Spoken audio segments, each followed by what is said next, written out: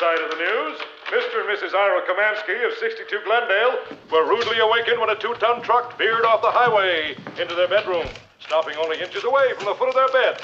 Both are being treated for shock. That's the lighter side of the news?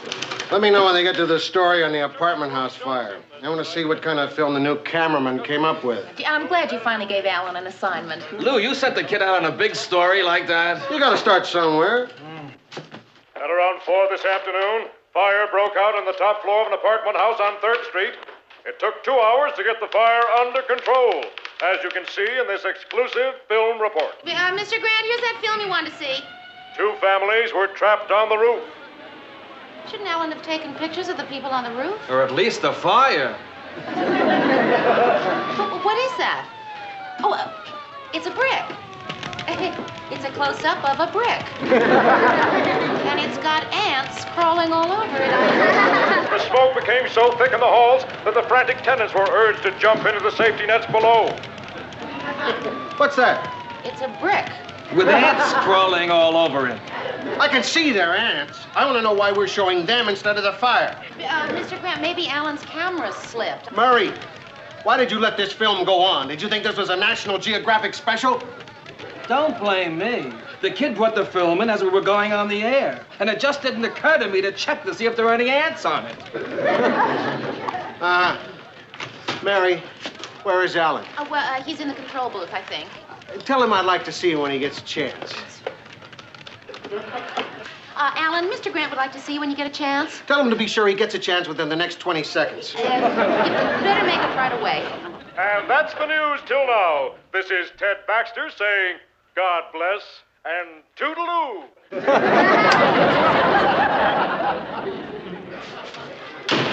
Did he like it?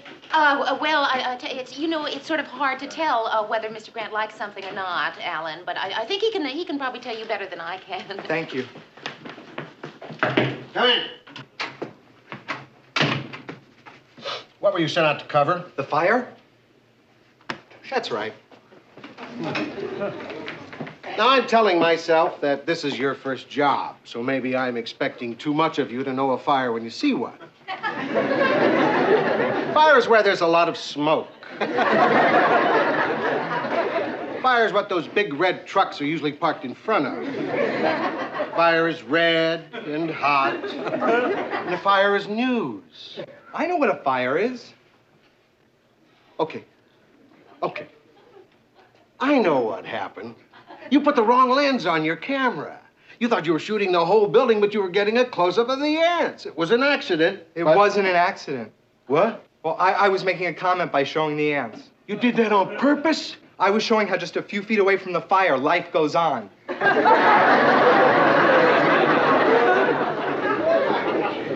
Why not show that just a few feet away from the ants, there's a fire going on? You gonna let me go? No, I'm not gonna let you go. Like it or not, I'm gonna have to make a news cameraman out of an insect freak. For one thing, I'm short a cameraman. For another thing, well, you know. Okay, if that's what you want, I'll give you film like the rest of the news shows. I'd like that. We've never had film like the rest of the news shows. And another thing, you're on call around the clock. I want you to keep us posted where you are every minute. I'm gonna work your tail off. I hope you've found some inspiration from our little chat. Yes, sir. Hi. Hey, Alan, how's the boy? I got really royally chewed out. I guess you heard. Oh, did you? No, you can't ever hear what goes on in Mr. Grant's office. No, my machine makes so much noise. Hey, Mary, has my wife called? No, not yet, Mr. Grant. So, listen, you got chewed out. We've all been through the same thing, right, Ted? Right. So don't worry about it. Say, how'd you like to come home with me and have dinner with my wife and me tonight? Oh, no, thanks. Thanks anyway, but... Okay. Good night. You shouldn't be alone, kid. What you need is some company. Now, I've got a manicure. You want to come and watch? Oh, maybe some other time. Thanks anyway, Mr. Baxter. Good night, Mayor. Good night, Ted. Well, Alan, I was going to invite you over to my place for dinner. Great. Is 7:30 all right? Yeah.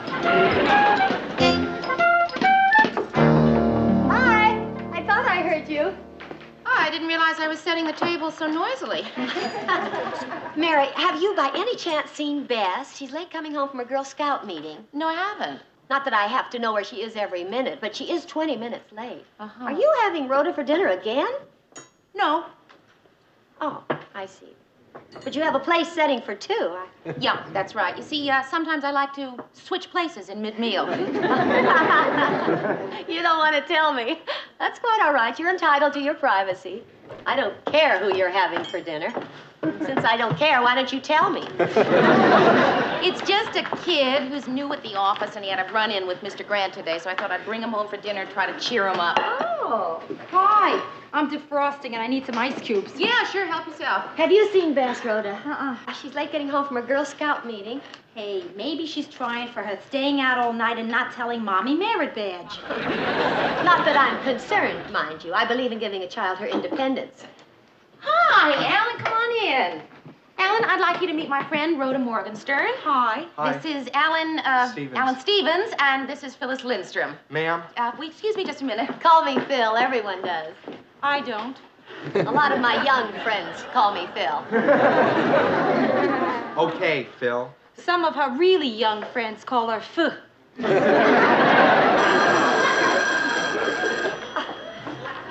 Hello? Oh, hi, dear. Yeah. Okay, sure, I'll tell her. Bye-bye. That was Bess, and she's kind of worried about you. Where is she? She's still at the Girl Scout meeting. You were supposed to pick her up. Oh, for heaven's sake.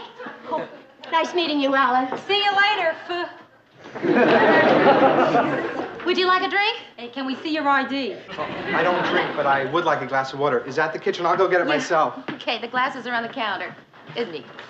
Mary, what are you doing? Managing Little League? No, he's just a sweet kid, and he kind of had a rough day at the office. Uh-huh. How old is he? 22, 23, I think. I don't know. That's okay. Nothing wrong with going out with someone 23. I've done it myself. I was 15. I'm just getting some ice. I'll help you. That's okay. I think I can get an ice tray out by myself. No, really, I insist. Hey, where were you when I had to lug my old stove down to the basement? Oh!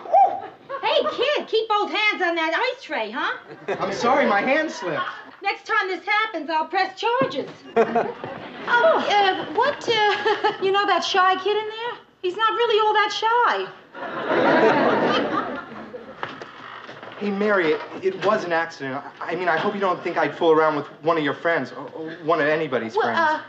No, of course not, Alan. No, it's just, Rhoda's just overly suspicious. She's from New York. Because if you did, well, No, hey, no, come on, sit down, have some cheese and crackers.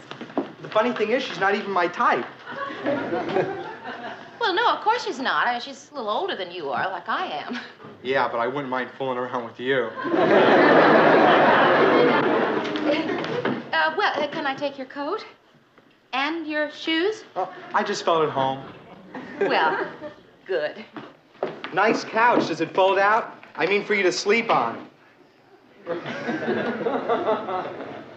know, Alan, I think that somebody may have gotten the wrong idea here. You want me to go home, is that it? No. When I want you to go home, I'll say, Alan, go home. I just think that there may have been a, Don't worry, nobody has to find out. Alan, go home. But then you'd be all alone. Yeah, that's right. You don't want to spend another one of those lonely nights, do you? Well, what are you smiling at me like that for? Because you're cute. You really think that because I'm 30 and single that I'm desperate, right? No, I meant that I find you very attractive, and what does age have to do with anything? Well, Alan, I'm really very flattered, but age has everything to do with it. I mean, look, if I were 19 or 20, you'd be 11 or 12. Anyway, you see what I mean? So come on, let's have dinner. You mean you just got me up here for nothing? No, I got you up here for dinner. Is that nothing? It sure is. Good night, Mary.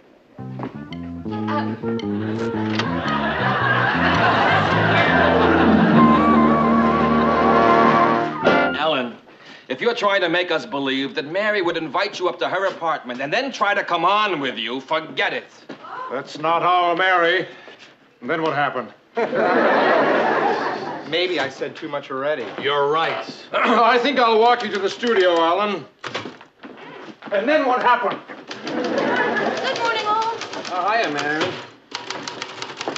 How'd it go last night? How'd what go? Oh, you had dinner with Alan. Oh, fine. Murray, how did you know that I had dinner with Alan? I didn't invite him until after you left. Oh. Well, he mentioned something. Oh?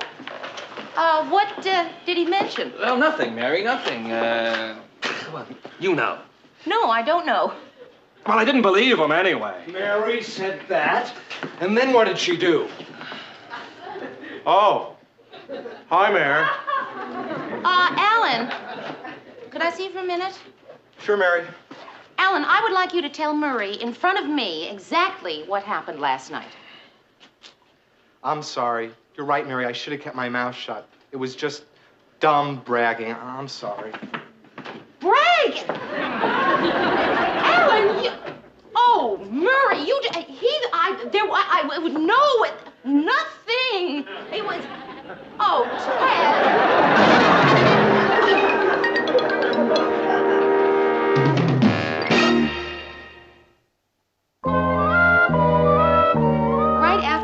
Of the Winter Carnival Parade, we're going to switch to a remote of Arthur Almerin covering the airport arrival of the... Anything you say, Mayor. Ted, you have to get all this down in 15 minutes. Have you heard anything I've been saying? Not a word. Mary, I want to talk to you a minute. Yeah, I'd like to talk to you too, Mr. Grant. Mr. Grant, I would like to talk to you about Alan. Yeah, I know what you're going to say. You do? Yeah, you were going to say I was too rough on him yesterday. Well, no, not exactly. Yes, you were, and you're right. Mary, I'm not the most patient man in the world. Well, no, that's not true, Mr. I said I'm not the most patient man in the world. Well, that's true. But Alan isn't exactly the easiest person to be patient with. Mr. Grant, I don't know how else to tell you this other than to just come right out and say that Alan has been going around the station telling people... Yeah, he's my nephew. It's true.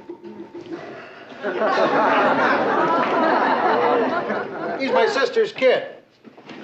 And Mary, that's why I gotta ask you a favor. Asking favors isn't something I usually do. I'm not good at it. Boy, I'll say I'm not good at it. I forgot my manners. You want a blast? What that kid needs is a little understanding and compassion and all the rest of that bull. You can handle that, and I can't. Okay? Okay, what? Will you do me that favor? What favor? Boy, I told you I wasn't any good at this. I don't know how to ask for favors. I can't do it. Forget the favor. Okay. I'll make it an order. I want you to be understanding and sympathetic and compassionate to that kid. You got it? Oh, Mr. Grant, if it were anybody other than Alan... If it were anybody other than Alan, I'd fire him. You see, she's my only sister. And I owe her something. Oh, all right, Mr. Grant, I'll do my best. The reason I owe her something is 2 years ago, I fired her husband. What for? Now let me tell you the worst part. Mr. Grant told Alan that I volunteered for the job. So you can imagine what Alan thought. So tell him you didn't volunteer. I told him. He didn't believe me. He asked me what time I wanted him to come over tonight. So you should have told him you don't want him to come over tonight. I told him, and he said, how about 8:30? You should have told him you wouldn't be home. I told him, and I'm not. I am not going to be home. I'm going to a movie. You want to go? Yeah, I would. He'll only be back tomorrow. What do you plan to do, go to a movie every night? Of course not. One night I'll go to a play, and the next night to a concert. I always did want to learn how to play pool. What do you expect me to do, Phil? It's so elementary, I shouldn't even have to say it. But he only comes on when it's absolutely safe, with women who wouldn't ever be attracted to him. Only you, Mary. And me. You? When did he ever come on with you? When we first met. I picked up the vibrations when he came on with "Hi, Phil," not "How do you do, Mrs. Lindstrom." Ma'am. He said ma'am. Believe me, Mary, if that boy ever thought someone was going to take him seriously, he would run for the hills. I think I see what you mean, Phil. In other words, if I pretended to be really interested in him, it would scare him off, huh? Exactly. Not in a million years. That is the dumbest idea. Dumb. All right, Mary, all right, all right. Let people give you a lot of modern ideas on how to handle this. As for me, give me good old-fashioned common Freudian psychology anytime. There she is, folks, the sweetheart of Sigmund Freud. You are witty, Rhoda. You really are. Thanks. How much fun it must be for the other girls on your bowling team. Do you find a movie for us to see? Yeah, let's go to the Crestwood. Okay. We're going to the show. I think I'll go upstairs and change. Wait, I want to go with you. I'll wash the coffee cups, Mary. Oh, would you, Phil? Great. I don't want to take a chance of being here in case Alan arrives. Mary, you wouldn't think my idea was bad if you read my copy of Post-Adolescent Social Trauma. Well, fine, I will. Lend it to me sometime. I lent it to you 6 weeks ago. You did? Yeah, and that whole batch of books I brought up for you to read. She figures if you study hard enough, anybody can become a loony. I'll find it for you, Mary. Really, it'll help. Well, Phil, look, I appreciate your wanting to help me out with this problem, but I honestly don't think it'll help. Yes, it will. Wait till I find it. You'll see. Marriage as a competition, the liberated female, the creative neurotic. None of these is it. It must be here somewhere. Let's get out of here, Mayor. If she finds out you're still saving your Nancy Drew book, she'll never hear the end of it.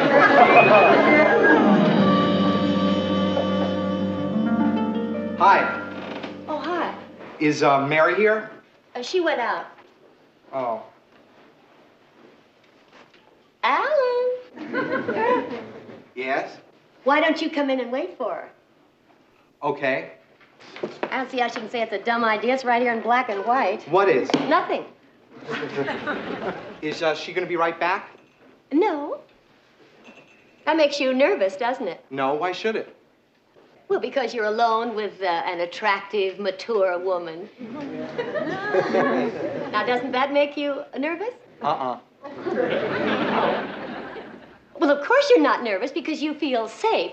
Because you know that a person like me couldn't possibly be interested in you. If you're not, why'd you call me back in here? That's right, Alan. You're right. I am interested in you. I find you terrifically attractive. Now, how does that make you feel? Nervous? That's right, Alan. I understand why you have to leave now, and it's perfectly all right. I'm glad I could clear this up for you. Goodbye, Alan. I do understand.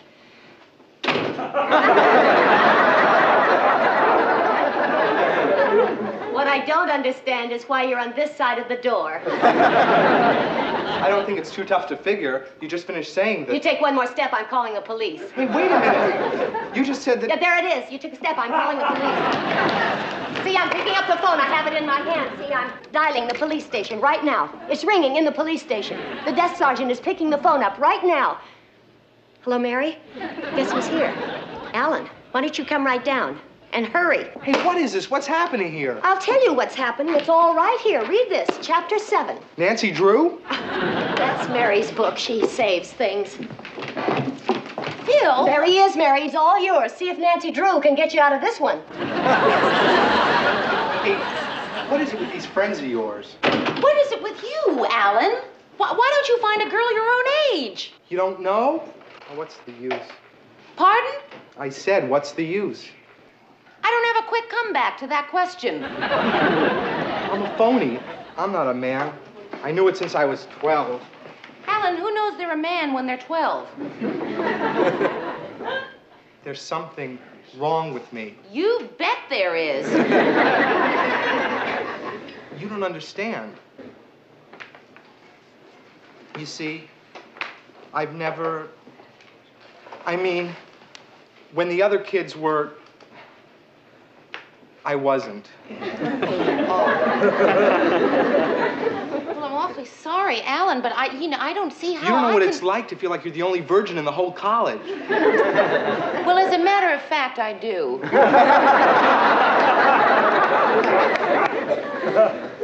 I've been waiting for someone.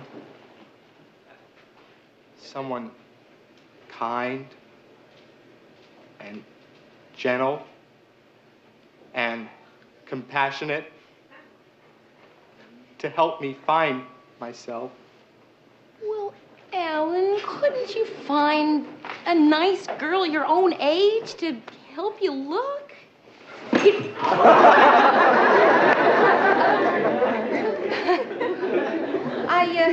I didn't know that all of this was behind all that craziness. Send away whoever it is. I need to talk to you tonight. Alan, I really do have to go answer the door. Who is it? Lou Grant. Where is he? Who, me? You. Guess what? A brewery blew up tonight. I know because I saw a film of it on one of the other stations. Since you weren't there, we don't have a single foot of film on it. Not even a lousy ant crawling around in the bear suds. Mr. Grant, how did you know that he was here? He left a message with his answering service saying where he'd be and that he didn't want to be disturbed.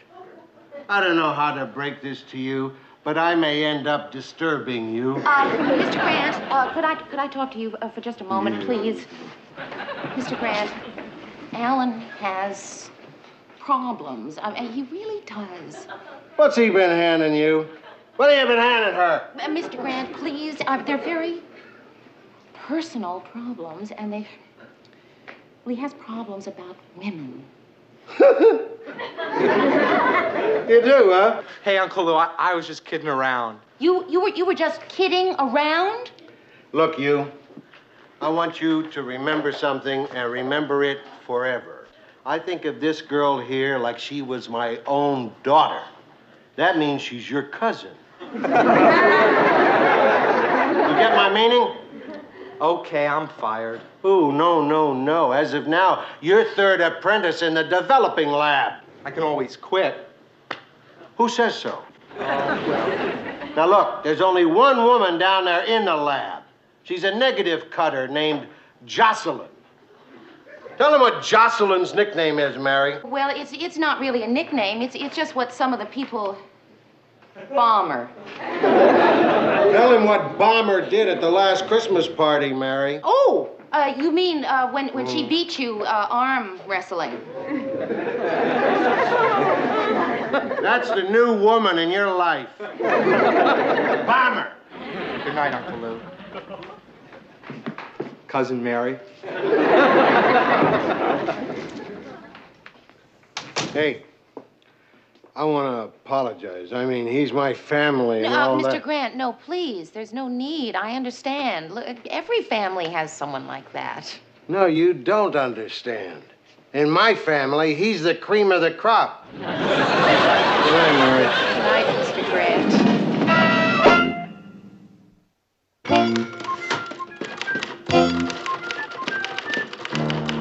Hi, Mayor. Hi, Ted. Good thing Lou put that kid in his place. He's a troublemaker, you know. He was even beginning to spread rumors around about everyone, even you. Oh, really? Not that any one of us believed a word of it for a minute. Well, that's certainly good to know. You know, Mayor, you've worked here quite a while now, but I don't feel we've ever really gotten to know each other. Maybe sometime we could have dinner. Oh, Ted. Of course not. Oh, yes. Well, see you around. And God bless. And toodaloo.